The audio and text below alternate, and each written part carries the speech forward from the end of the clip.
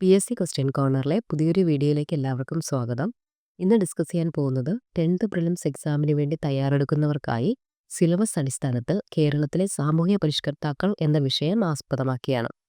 ഇന്നത്തെ ക്ലാസ്സിലേക്കായി എടുത്തിട്ടുള്ളത് രണ്ട് പ്രധാന സാമൂഹ്യ പരിഷ്കർത്താക്കളായ ശ്രീനാരായണ ഗുരുവും VT ഭട്ടതിരിപ്പാടുമാണ്. ആദ്യമായി ശ്രീനാരായണ ഗുരുവിനെ കുറിച്ച് പഠിക്കാം. ശ്രീനാരായണ ഗുരു ജീവിത കാലഘട്ടം 1856 1928. ഇന്ത്യയിലെ കേരളത്തിൽ നിന്നുള്ള തത്വചിന്തകനും സന്യാസിയും കേരള നവോത്ഥാന ചരിത്രത്തിലെ ഒരു സാമൂഹ്യ പരിഷ്കർത്താവുമായിരുന്നു ശ്രീനാരായണ ഗുരു.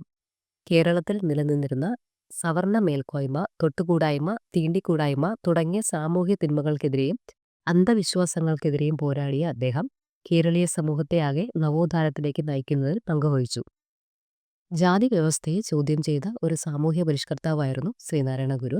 ഒരു ജാതി, ഒരു മതം, ഒരു ദൈവം മനുഷ്യന്, മതം ഏതായാലും മനുഷ്യൻ നന്നായാൽ മതി എന്നിവയാണ് അദ്ദേഹത്തിന്റെ ആപ്തവാക്യം. 1888 മാർച്ച് മാസത്തിൽ ശിവരാത്രി നാളിൽ ശ്രീനാരായണ ഗുരു അരുവിപ്പുറത്ത് ഒരു ശിവപ്രതിഷ്ഠ നടത്തി. തന്നെ സാമൂഹ്യ പരിഷ്കാരങ്ങൾ പ്രചരിപ്പിക്കുന്നതിനായി ഡോക്ടർ പൽപുവിന്റെ പ്രേരണയാൽ അദ്ദേഹം 1903 ശ്രീനാരായണ ധർമ്മ പരിപാലന യോഗം SNDP സ്ഥാപിച്ചു. 1904 ശിവഗിരിയിലും 1913 ആലുവയിലും അദ്ദേഹം ആശ്രമം സ്ഥാപിച്ചു. അദ്വൈത ആശ്രമം എന്നായിരുന്നു അതിൻ്റെ പേര്. 1918 മുതൽ 1923 കാലഘട്ടങ്ങളിൽ അദ്ദേഹം ശ്രീലങ്ക സന്ദർശിക്കുകയുണ്ടായി. 1922 ടാഗോറും 1925 ഗാന്ധിജിയും ഗുരുവുമായി കൂടിക്കാഴ്ച നടത്തി. പ്രധാന കൃതികളാണ് ആത്മോപദേശ ശതകം, ജീവകാരുണ്യ പഞ്ചകം, അദ്വൈത ദീപിക, ദൈവദശകം, ദർശനമാല, അങ്ങനെ ഒട്ടനവധി കൃതികൾ രചിക്കുകയും ചെയ്തു.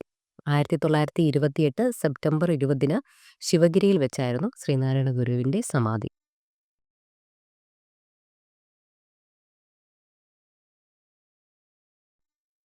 അടുത്തതായി പഠിക്കുന്നത് VT ഭട്ടതിരിപ്പാട്.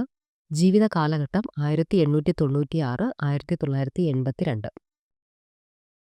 കേരളത്തിലെ പ്രശസ്തനായ സാമൂഹ്യ നവോത്ഥാന നായകനും നാടകകൃത്തും ഉപന്യാസകാരനുമായിരുന്നു VT ഭട്ടതിരിപ്പാട്.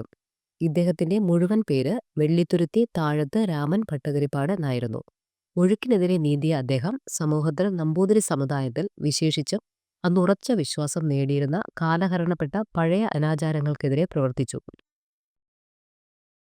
1929 അദ്ദേഹം രചിച്ച പ്രസിദ്ധമായ നാടകമായിരുന്നു അടുക്കളയിൽ നിന്ന് അരങ്ങത്തേക്ക്. 1931 VT കേരളത്തിന്റെ വടക്കേയറ്റം വരെ ഒരു യാചനയാത്ര നടത്തി. തൃശ്ശൂരിലെ നമ്പൂതിരി മഠത്തിൽ പഠിക്കുന്ന വിദ്യാർത്ഥികളുടെ വിദ്യാഭ്യാസത്തിനുള്ള ധനശേഖരണാർത്ഥം നടത്തിയതായിരുന്നു ആ യാത്ര. VTയുടെ ആത്മകഥയാണ് കണ്ണീരും കിനാവും. കേരള സർക്കാർ അദ്ദേഹത്തിന് കേരള സാഹിത്യ അക്കാദമി അവാർഡ് നൽകി ആദരിച്ചു. 1982 ഫെബ്രുവരി 12 അദ്ദേഹം അന്തരിച്ചു. ഈ വീഡിയോ എല്ലാവർക്കും ഉപകാരപ്പെട്ടു എന്ന് കരുതുന്നു. Thanks for watching.